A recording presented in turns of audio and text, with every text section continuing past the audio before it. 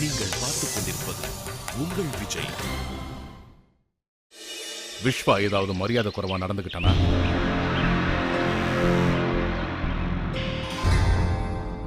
என்னங்க அவர் யாருங்க? அப்புறம் பாட்டி, அவர் தான் எங்களோட தாத்தா. ஓ, உங்க தாத்தாவா?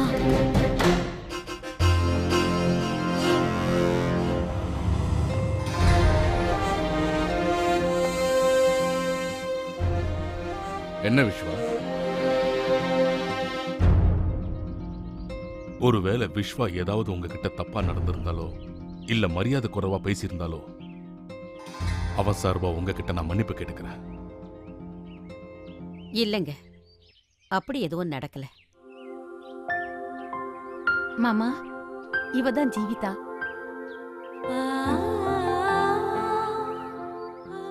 இல்லம்மா, எங்க வீட்டு பொண்ணுங்களே என் காலில் விழுறத நான் விரும்ப மாட்டேன். அப்புறம் இவதான் ஜீவிதாவோட தங்கச்சி மாலதி. வணக்கங்க. வணக்கம். ஆமா மாலதி, விஸ்வா உங்ககிட்ட ஏதாவது வரம்பு மீறி நடந்துகிட்டானா? தயங்காம சொல்லுமா.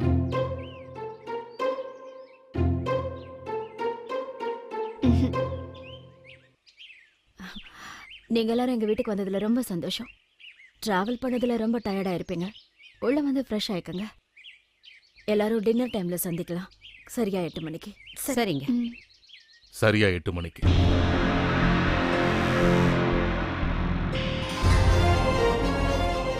இது எங்க வீட்டோட கட்டுப்பாடு.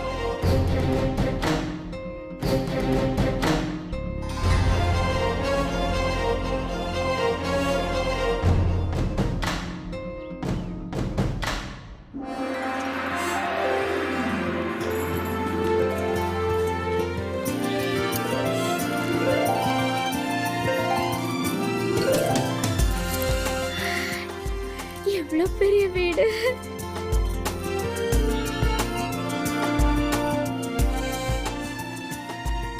இந்த வீட்டை வெளியில இருந்து பார்க்கும்போது மாளிகை மாதிரி இருந்தது. ஆனா உள்ள வந்து பார்த்தா இது தாஜ்மஹாலுங்க, தாஜ்மஹால்.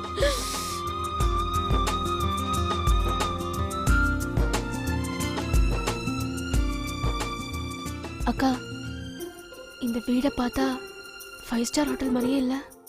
வசந்தி, உங்க வீடு எங்க வீட்டை விட ரொம்ப... அம்மா, வீடு பெருசா சிறுசாங்கிறது முக்கியம் இல்ல, அதுல இருக்கிறவங்களோட மனசுதான் முக்கியம். ஆமா.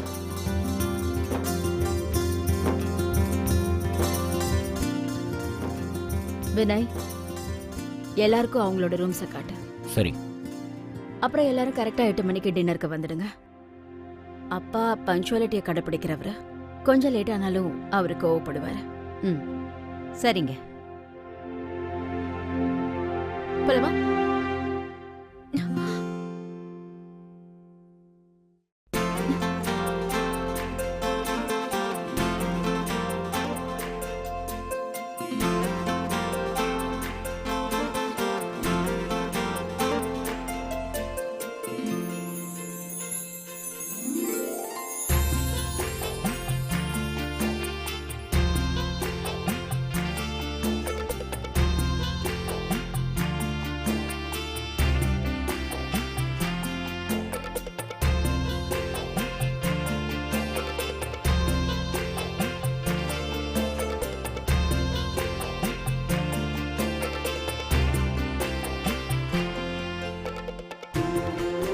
தேங்க்ஸ்.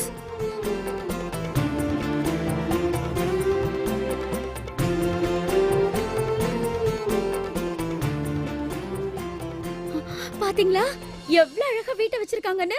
எவ்வளவு அழகான பெயிண்டிங்ஸ்! இதெல்லாம் பண்றதுக்கு லட்சக்கணக்கா செலவாயிருக்கும்லங்க. எவ்வளோ பெரிய வீட்ல அவ்வளோ பெரிய மனுஷன். எங்க வீட்ல கரெக்டா 8 மணிக்கெல்லாம் சாப்பாடு பரிமாறிடுவோம். பிரேமா, நாம இந்த வீட்டுக்கு விருந்தாளியா வந்திருக்கோம். அப்படிலாம் பேசக்கூடாது. ஆமா, நீ யார பத்தி பேசுற? அட அதாங்க, அந்த ரூல்ஸ் போட்டாரே அந்த தாத்தா. பிரேமா, நாம இங்க சம்பந்தம் பேச வந்திருக்கோம். ஆனா நீ சம்மதி மேலேயே கம்ப்ளைண்ட் பண்றியா? பிரேமா, என்னங்க அத்தை? என்னோட சால்வையை எந்த பேக்ல வச்சிருக்க? நான் கொண்டு வந்து தரேன் அத்தை.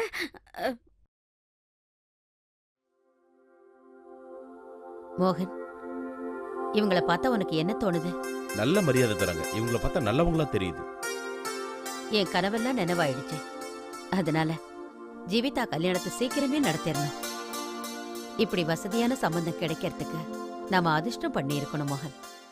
என்னால இந்த குடும்பத்துல அட்ஜஸ்ட் ஆக முடியுமா? இவங்களோட ஆச்சாரங்கள், பழக்க வழக்கங்கள் இது எல்லாத்தையும் என்னால ஃபாலோ பண்ண முடியுமான்னு தெரியல. இங்க தனியா உட்காந்து என்ன யோசிக்கிற? சரி, நீ என்ன நினைக்கிறேன்னு நான் சொல்லட்டுமா? சொல்லு. எனக்கு எதுவும் சரியா படல. உனக்கு என்ன சரியில்லைன்னு படுது? இந்த வீட்ல இருக்கிற எல்லாமே. அந்த ஹிட்லர் தாத்தாவை பாத்தியா? அவரை பார்த்தா எனக்கு என்னமோ மேனுஃபேக்சரிங் ஃபால்ட் மாதிரி தெரியுது. இவ்ளோ பெரிய கண்ணை வச்சுக்கிட்டு எல்லாரும் எப்படி பயமுத்தாருன்னு பாத்தியா? எனக்கு என்னமோ ஹிட்லர் வீட்ல இருக்கிற மாதிரியே இருக்கு. சரியா 8 மணிக்கு. இப்பதான் எனக்கு புரிஞ்சுதுக்கா விஸ்வா எதுக்கு ஹாஸ்டல்ல தங்கி படிச்சாருன்னு. மாலதி, நீ பெரியவங்களை பத்தி இப்படி எல்லாம் பேசலாமா? எப்படி வேணாலும் இருக்கட்டும், அவங்க பெரியவங்க, அவங்களுக்கு மரியாதை கொடுத்தே ஆகணும். அக்கா, நான் சொல்றத நல்லா கேளு. உன்னால மட்டும் இல்ல இந்த வீட்ல எந்த பொண்ணாலும் சந்தோஷமாவே இருக்க முடியாது. திரும்ப ஆரம்பிச்சிட்டியா? மாலதி, நான் என்னோட சந்தோஷத்தை பத்தி மட்டும் யோசிக்கல. பாட்டியோட சந்தோஷமும் முக்கியம். பாட்டி எனக்காக என்ன பண்ணாலும் அது என்னோட நல்லதுக்காக தானே எனக்கு நல்லா தெரியும். உனக்கு பிடிக்கலனா நீ பேசாம இரு. நான் சந்தோஷமா இருக்கணும்னு நினைச்சேன்னா நீ இந்த மாதிரி பண்றதை இத்தோட விட்டுடு. புரிஞ்சுதா?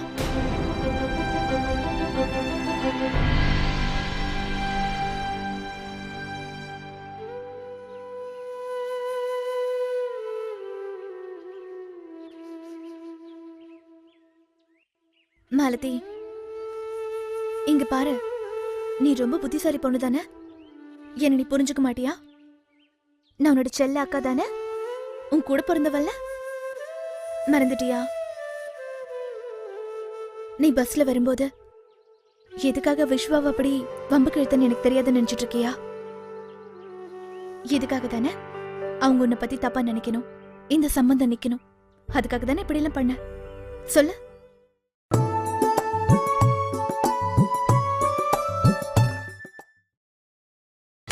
நீங்கள் பார்த்துக் கொண்டிருப்பது உங்கள் விஜய். மாலதி, நீ இந்த மாதிரி பண்றது எல்லாத்தையும் விட்டுடு. அப்படி இல்லனா இனிமே நான் உன்கிட்ட பேசுறதே நிப்பாட்டிடுவேன். இந்த கல்யாணத்துக்கு அப்புறமா அதானே நடக்க போகுது. மாலதி, இது கல்யாணம், புது உறவுகளோட ஆரம்பம். உன்னை நான் ஒரேடியா விட்டு என்னைக்குமே விலக மாட்டேன். உங்களுக்கு தான் இது ஆரம்பம். என்ன பொறுத்த வரைக்கும் இது முடிவு.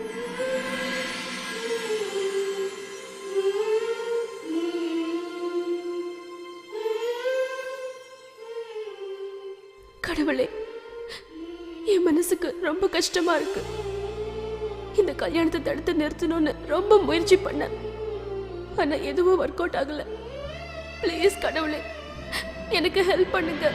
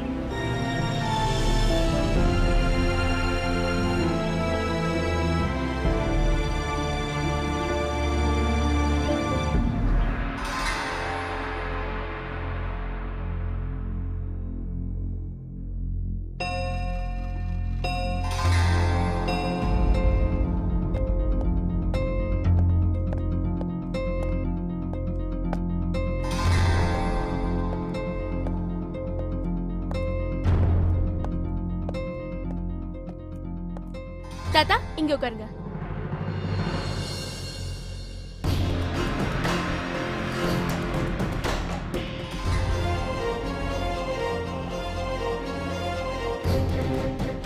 அட மாலதி தாத்தாவோட சேர்ல உட்காந்துட்டாலே, சரியா மாட்டினான்னு நினைக்கிறேன்.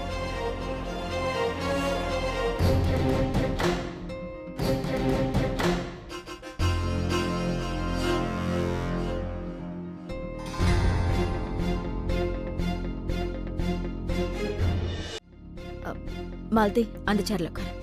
அப்பா வந்து உட்காருங்க, உட்காருங்க.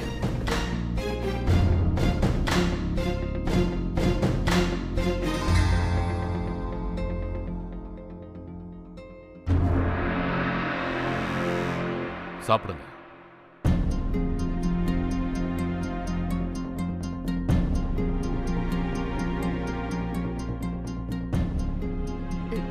சித்தப்பா, I must congratulate you. Big house you have. Big heart you have. Big என்ன சொல்வாங்க?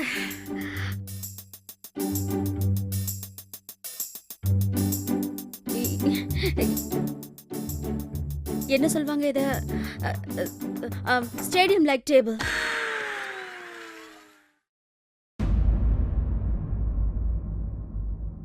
பிரேமா, அத்தை, இவ சார்பா நான் உங்ககிட்ட மன்னிப்பு கேட்டுக்கிறேன். இவ்வளவு நல்ல இடத்துல சம்பந்தம் கிடைச்சதுனால கொஞ்சம் உணர்ச்சி வசப்பட்டுட்டா. ஒன்றும் பிரச்சனை இல்லை, சாப்பிடுங்க.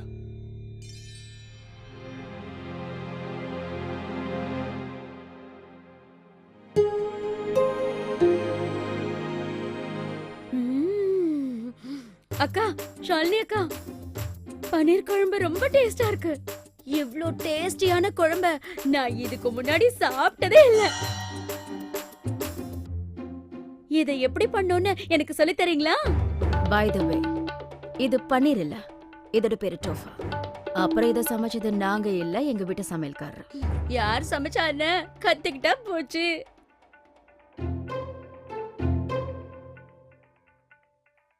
விஷயம் என்னன்னா, எங்க வீட்டு சமையல்காரர் எங்க குடும்பத்துல ஒருத்தர் மாதிரி 40 வருஷமா இங்க வேலை பாக்குறாரு. நான் உங்களுக்கு அவரை இன்ட்ரோடியூஸ் பண்றேன். நானும் அவர்கிட்ட தான் சமையல் கத்துக்கிட்டேன். இங்க பாருங்க பிரேமா, உங்களுக்கு இந்த டிஷ் பிடிச்சிருக்கா? என்கிட்ட இதே மாதிரி 100 ரெசிபிஸ் இருக்கிற புக் இருக்கு. உங்களுக்கு வேணும்னா சொல்லுங்க, நான் தரேன். அத நீங்க பார்த்து போகும்போது வாங்கிட்டு போறேன்.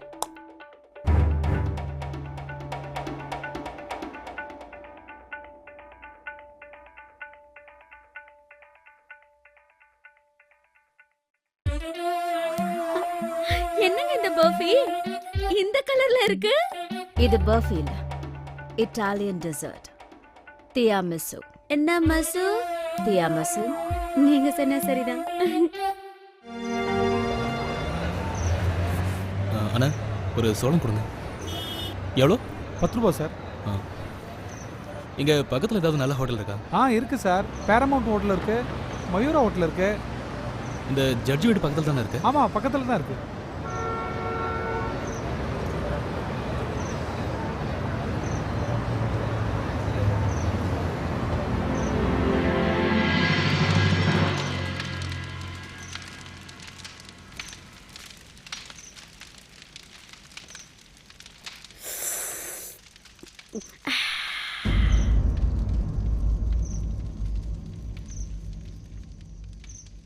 டின்னருக்கு அப்புறம் தினமும் நாங்க இங்க ஒண்ணு சேருவோம்.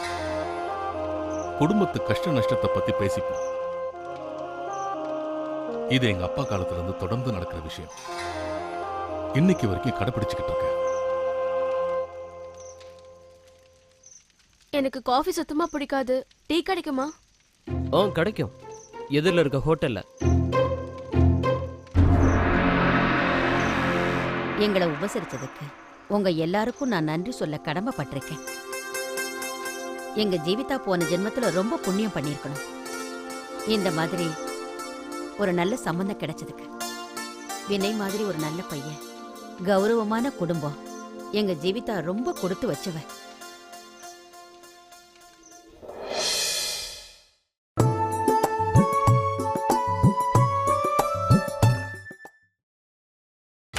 நீங்கள் பார்த்துக் கொண்டிருப்பது உங்கள் விஜய்.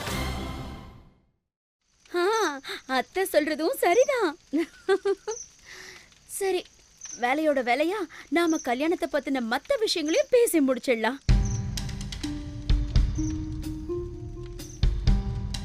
என்ன மத்த விஷயங்கள்? ஆமாங்க, அதான் கொடுக்கல் வாங்கல், பணம், நகை.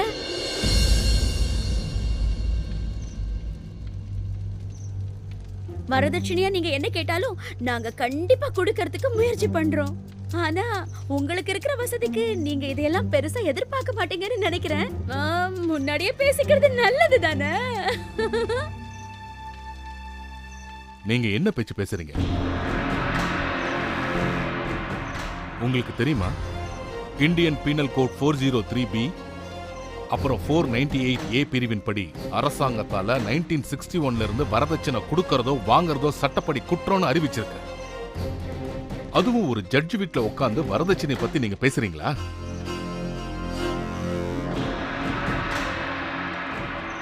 இல்ல நான் விக்ரம் சார், என் மனைவி சார்பா நான் உங்ககிட்ட மன்னிப்பு கேட்கிறேன். இவ கொஞ்சம் வெகுளி, எங்க எப்படி பேசுறதுன்னு சுத்தமா தெரியாது. நீங்க தப்பா எடுத்துக்காதீங்க. யாருக்கிட்ட என்ன பேசுறதுன்னு புரிஞ்சுக்கிட்டு பேசினா எல்லாருக்கும் நல்லதுன்னு நினைக்கிறேன். இந்த குடும்பத்துல இருந்து யாரும் வரதட்சணை வாங்கினதில்ல, வாங்கவும் மாட்டாங்க. எங்களுக்கு உங்க பொண்ணை தவிர வேற எதுவுமே வேண்டாம்.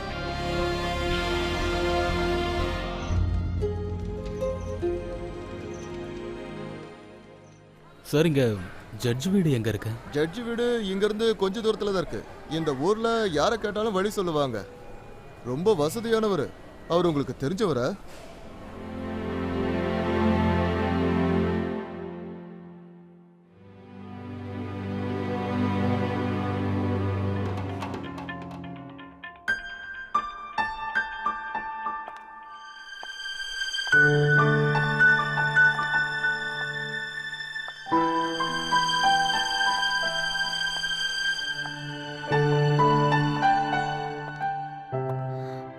மாலதி, நீ என் மேல கோவமா இருக்கல்ல? உன்னை திட்டினதுக்கு என்ன மன்னிச்சிடு. என்னக்கா நீ என்னைக்காவது திட்டி கோவப்பட்டு நான் பேசாம இருந்திருக்கேனா? இல்லல்ல. நான் யாரு? உன் தங்கச்சியாச்சே, உன் கூட பிறந்தவக்கா. அத விடுக்கா. என் கோவம் எவ்வளவு நாள் இருக்க போகுது? நீதான் என்னை விட்டு பெரிய போறியே.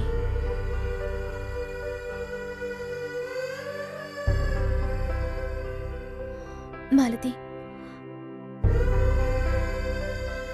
எல்லாமே ரொம்ப வேகமா நடக்குதுன்னு எனக்கும் தெரியும். நீ என்ன நினைச்சிட்டு இருக்க? எனக்கு மட்டும் பயம் இல்லைன்னா ரொம்ப பயமா இருக்கு தெரியுமா? புது வீடு, புது உலகம், புது ஆளுங்க. இவங்க மத்தவங்க மாதிரி கிடையாது. எல்லாமே புதுசா இருக்கு.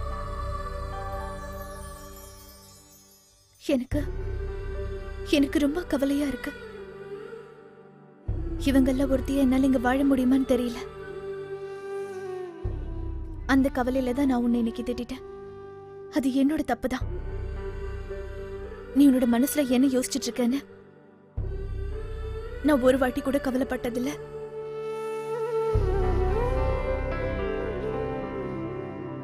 அக்கா, I'm sorry. I'm sorry too.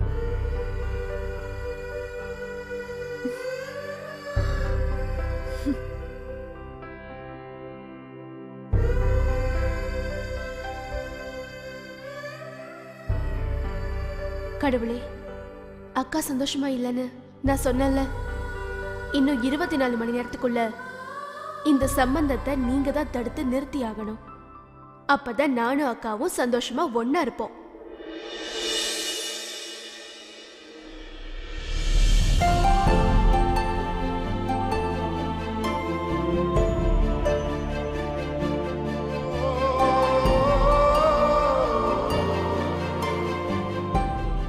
இவ்வளோ நாளாக என் மனசில் இருந்த விஷயத்த மறைச்சு வச்சுட்டேன். ஆனால் இந்த தடவை நான் கண்டிப்பாக அதை சொல்லிட போகிறேன்.